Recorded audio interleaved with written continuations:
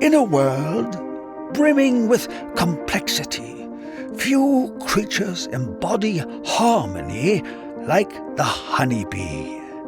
With tireless precision, she dances from bloom to bloom, each motion guided by millennia upon millennia of instinct, each act in service to the whole. And then there are the beekeepers, watchful stewards of this ancient symbiosis. Part agri-scientist, part poet, they move along their hives with the efficiency of Moe, Larry, and Curly, tending to the bees' needs as best they can comprehend, and with the infrequency of a waterfall in the Sahara, sometimes running off, flapping and flailing like a penguin on a hot sidewalk. This is their journey.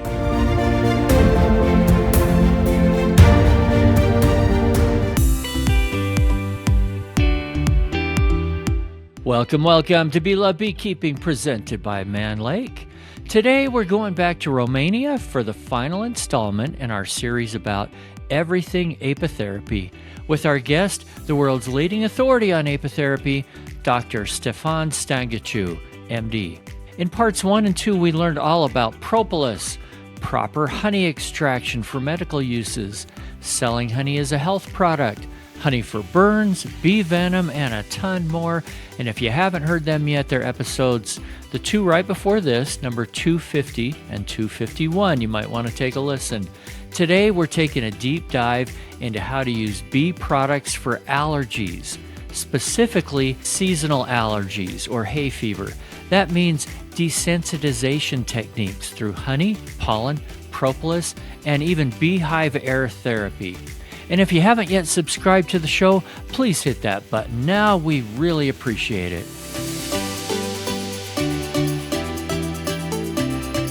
Let's talk about bee pollen and allergies, such as seasonal allergies. Is there any benefit there?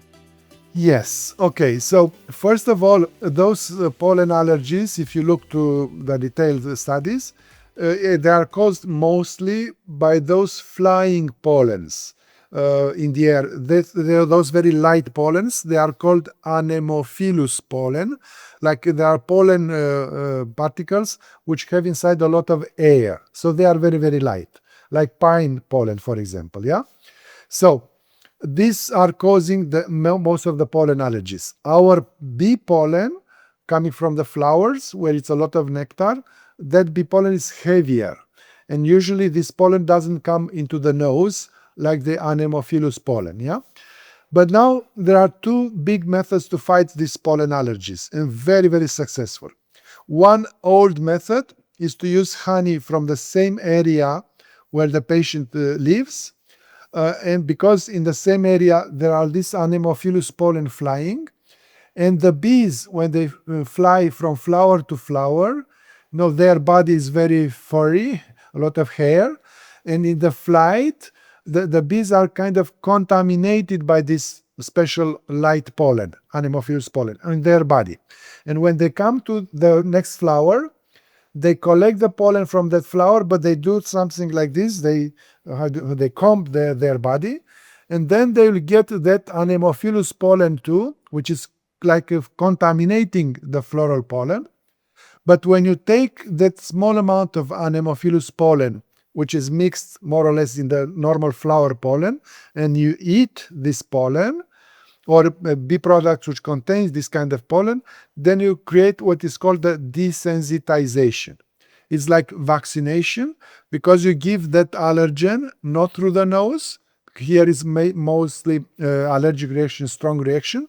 But when you eat that allergen in the stomach acidity and the enzymes from the stomach will break down this allergen. And also in the large intestine, the flora will open this pollen, and then the immune system can analyze better these allergenic substances and can have a better reaction. This is the old system, like honey from the same area where the patient lives, yeah? And you start usually ideally 1 to 3 months before the allergy season starts, or before, there are people allergic to certain plants. 1 to 2 months before, you try to get the honey from last year from the same area. And the second method, which is unbelievable good, and this is the extraordinary for the beekeepers who are seeing us, is the Beehive Air. Beehive Air therapy. Now in Europe, there are hundreds of beekeepers offering this Beehive Air therapy. It's a form of aromatherapy of aerosols from the beehive. And it's an excellent opportunity and very easy opportunity for a beekeeper to go into this apitherapy realm without needing complicated approvals or complicated cooperations and so on and so on. If they say that they have a bee house where they can offer this Beehive Air, like they offer honey, beeswax, propolis, and so on. They offer the Beehive Air. And in this Beehive Air, there are very, very thin amounts of this anemophilous pollen. But the beauty is that the beekeepers, they use special devices which are put on top of the beehive. Inside, of course, when you take out the lid, there's special access. And they have a filter. They have a pollen filter. So when the anemophilous pollen comes through the entrance in the beehive and then goes to this absorption device, because of the pollen filter, the filtration of the pollen is made almost 100%, but not 100%. Some of the allergenic pollen will go extremely small amount to the air, so the patient receives into the nose and the lungs like homeopathic doses of that allergenic. It's exactly like in vaccination, exactly like in desensitization for bee venom allergy. Taking an allergen in extremely small amount does allow to the immune system to calm down, to understand better what is this allergenic substance or product and so on, and then the allergic reaction diminishes. We know this from the experience. Germany, in Passau, I organized, as I said, about 20 international conferences. And in 2007, thanks to some other beekeeper, he told us to invite to Passau, to our place where we gave the congresses, a beekeeper from Austria. And this beekeeper, Heinrich Hüttner is his name, was offering already for many years this Beehive Air therapy. And then it was so fascinating how he explained. We went to his place with 2 buses, and we saw at his place how he was doing. And you can imagine, after that, all years after this, in Germany, every year, every congress, some beekeeper would come and say, yes, I use the same system, and I've got this and these results. So every year like this, like since 2007, and now we have a lot of experimental but also clinical data that Beehive Air is working. And the number one disease which you can treat is allergic rhinitis, hay fever. That's from the Beehive Air or from the pollen, or kind of either or? Okay, so there are several factors here. First of all is that anemophilous pollen, which is in much lower amount. But then you are right, there are other components from the Beehive Air, which acts against the inflammation. For example, the French guys, they found out that in the larvae, they communicate with the adults and so on with special pheromones. And one of these pheromones is called methylpalmitate. And then methylpalmitate, when it comes into the lungs, is anti-inflammatory and antispastic. Yeah. Then we have, of course, in the Beehive Air, all kinds of volatile substances coming mainly from propolis and from beeswax. And it was done a study in Dresden, in Germany, by a Professor Speer, Technical University in Dresden. They analyzed the Beehive Air, the components, the substances, the Beehive Air. They found over 50 such volatiles. Now, the reality is like more than 200 such volatile components are there, depending on the area. But they were curious to see from where are coming these volatile substances. It may seem early, but right now is a great time to order your live bees for 2026 because they do sell out, and because Man Lake is offering a discount for Beloved Podcast listeners. Wait, what? I know you're saying live bees, they never go on sale. Well, they are now. Click on over to Man Lake, order your bees, any variety. nukes or packages, and anything in the beginner essentials category. And when you check out, use the code Get Started in Bees. It's down in the show notes, so you don't have to remember, for a discount on everything. So get your orders in early and save.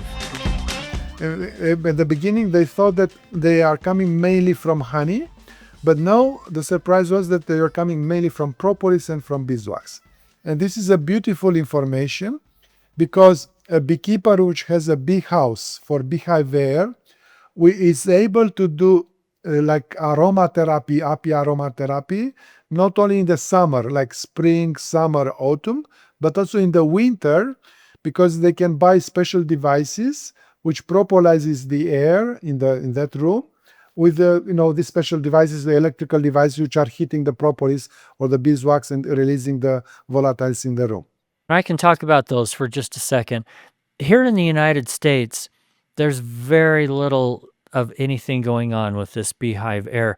When I was at Epimondia recently, there were some companies there, a couple of different things. One that had like a mask that you wear with a tube that goes to the hive and you're breathing this air straight out of the hive. Another was a couple of companies that have a diffuser type device, like you say, to heat up propolis, and then it puts it out into the air like someone may do with oils and that kind of thing. There are ways to do that. I think that's something that's going to be fun for a lot of us to learn more about.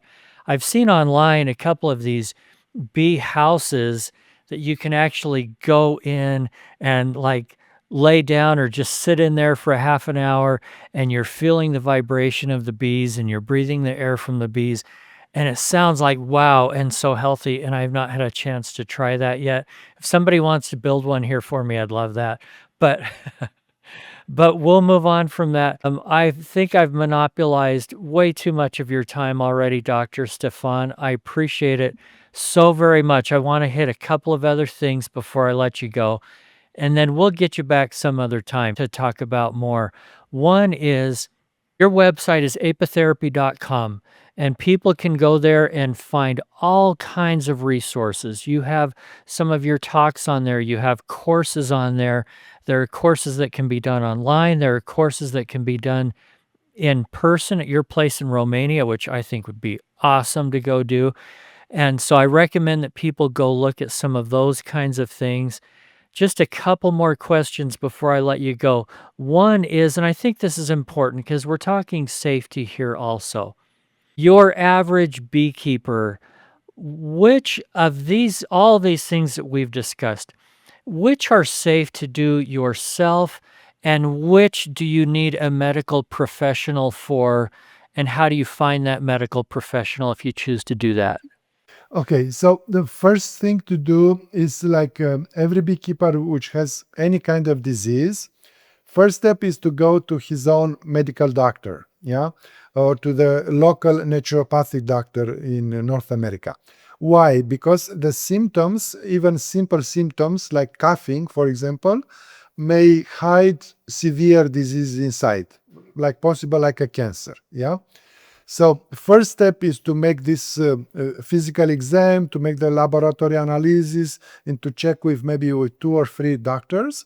And then if it's nothing serious, it's like an inflammation, like a disease which is at the beginning, is not very complicated, they can easily use all the bee products. Ideally is to use fresh bee products. They follow that principle with the dose, like start with small dose and increase gradually, like I showed that graphic. And then if they can also contact me, some of them, when they have some complicated things they cannot solve, and I can give them by email more specific advices. But the idea is, one idea also to give shortly is, if the beekeeper is using in the treatment more bee products, he or she will have more effects than only one product. So one good advice I'm giving to everybody is to put in honey some propolis tincture, some pollen, some royal jelly, some drone larvae, apilarnil. So when you combine all these things together and you take gradually, the chance of healing is much faster. But anyway, it's very, very important. They start with these bee products, but they need to go gradually, regularly, like once a week, every 2 weeks, to their own medical doctor locally to check the evolution, just to avoid complicated situations. You've been a beekeeper for over 25 years, as well as doing all of this with your medical profession. Everybody that comes on the show, I give them an opportunity to talk about some kind of wild, crazy, funny, embarrassing, or whatever beekeeping story. Can you think of one or two that you'd like to share with us? Yes, yes, yes. I'll tell you a real funny and unbelievable story. I was in 2012 in Budapest, in Hungary, invited to give a lecture on apipuncture. It was a conference organized by the Hungarian Apitherapy Society, and it was a professor from China speaking about apipuncture. Very, very interesting conference. And then at the end of the conference, one of the beekeepers from Hungary, he gave me a big jar of honey, acacia honey, Hungarian acacia honey. Hungarians are very famous for acacia honey. So I was so happy. So I said, oh, thank you very, very much. So I took this jar of honey, but my luggage, like checked luggage, was already full with books, with other things. So the only place where I could put this 1 kilogram of honey was in my rucksack. Okay. And then I thought to myself, I arrived to the airport, like flying back to Romania. And on the airport, I was thinking, okay, but I cannot go with this jar of honey, 1 kilo, 1 liter, because the customs people, you say, no, you are not allowed because only 100 milliliter, take it away, throw it away. And I was so depressed, what to do. And as I was thinking, it's not so good to give my honey to these custom people. They don't know nothing about apitherapy and so on. What to do.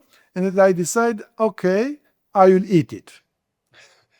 So I was happy. A whole kilo? Okay, so I enter into a cafeteria. I bought 2 bottles of water. I sit on the table with my laptop doing emails. But in fact, I was taking a teaspoon of honey, then a bit of water. A teaspoon of honey, a bit of water. So I do this like every minute almost. Water, honey. And after about 1 hour, I listen to this sound system, come to gate for Bucharest flight. So when I look to my jar, I ate in this 1 hour half of it, like 500 grams of, like 1 pound of honey in 1 hour. So because I am medical doctor, I was medical doctor. I wanted also to check. It was first time in my life doing this. I said, okay, I will check myself. I will experiment on myself. Shall I have a diabetic coma, through hyperglycemia, or maybe something like hyperglycemia or heart problem and so on? And I said, okay, I'm in a safe environment. I'm in an airport, international airport. If something happens to me, I go to the hospital quickly. So the big surprise was that it was absolutely no adverse reaction, no stomach pain, no headache, no nothing. And it was perfectly. And the same kind of experiment I did a couple of years later in Switzerland. I received also a jar of honey and it was no problem. What is the explanation? The explanation is that I took the honey with water. If you want to take the honey directly as it is too aggressive. Although you may maybe have seen in Turkey, they have a competition where the several people, who eats more honey in the smallest period of time, like 1 kilo of honey, they can eat like in a couple of minutes, not like me in 1 hour. So the body have huge capacities of accepting the honey. Of course, the people with diabetes must be cautious. Of course, they should not do this experiment. But the idea is that if you take with water, and I spoke with a professor from Egypt about this, I said, Stefan, you did well because you took with water. So when you need huge amounts of energy, you put honey in water and you add lemon juice. Lemon juice diminish the glycemia, the glucose level in the blood. Then it's everything okay. You can drink 1 to 3 liters of such lemonade very well, especially in the summertime. So this was one of the funny stories in my experience. Dr. Stefan, I'm going to give you the last word. Leave us with any one thought that you'd like to. Oh, thank you very much for this thought. So, looking to all this, my story, my life story, the bees, the bee products, the beekeeping, it's amazing, and it's a pity not to use all we can learn or all we can get from the bees. So, my best advice to the people who are looking to us is to start learning about the composition of the bee products, to know what kind of substances are in the bee products, like this biochemistry. It may be a bit dry, but if they understand the composition of the bee products, then they can understand the effects, the properties, like pharmacological properties, but just properties. And once they understand the composition and the properties, they can go like start flying, like they can treat or prevent hundreds of diseases. And it's just a matter of knowledge. So they need a couple of days or weeks to study these things. And that's why for many, many years, I'm offering this online course. So the people, they take this 100 lessons and they have all the time to understand every concept. Because if you add to this beekeeping practice, you add the knowledge on the health properties of the bee products, it's completely other story. And in fact, we live for two big reasons: to love the people and to have a better wisdom. And this can come also through the study of apitherapy. That's Dr. Stefan Stangaciu. Thank you so very much. I really appreciate your time today. That wraps up our series on apitherapy and our second season of Bee Love Beekeeping presented by Man Lake. If you haven't yet, please subscribe to and follow the show. Tell your friends about it. Click on over to beelovebeekeeping.com and sign up for our free newsletter. And a shout out to Vita Bee Health for their support also. Vita's Varroa control range of products includes Apistan, Apigard, and now Varoxan extended release oxalic acid strips. Thanks, guys. Happy New Year. See you for the kickoff of Season 3 next week.